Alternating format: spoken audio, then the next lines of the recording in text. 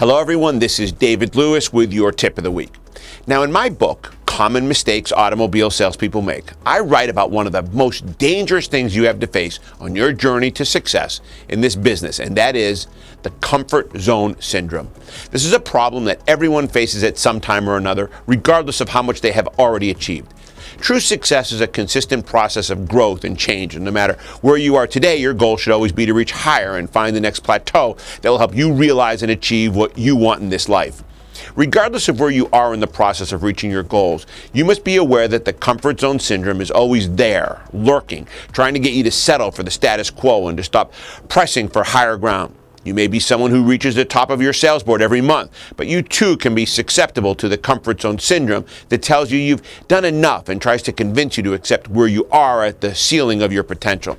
On the other hand, you might be new to this business and are beginning to settle into the average production of selling 8, 10, 12 cars a month, where you have the true potential maybe to sell 15, 20, or even 25 cars per month.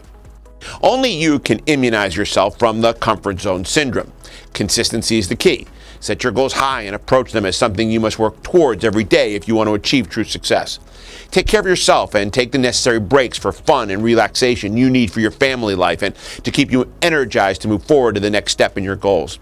When that is done, get back to the matter at hand and set the next mark you want to achieve in the success you want for your life and career. The comfort zone syndrome happens to all of us at one time or another, but you can fight it off. How do you do that? By believing in yourself, your goals, and your dreams. Don't ever quit. They say that most people quit right before reaching the pot of gold. They just give up, thinking it was never meant to be for them.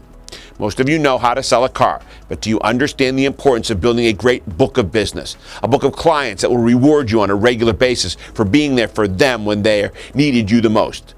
There are salespeople out there that do sell 20, 30, and even 40 cars per month, that earn hundreds of thousands of dollars per year selling cars. And so can you.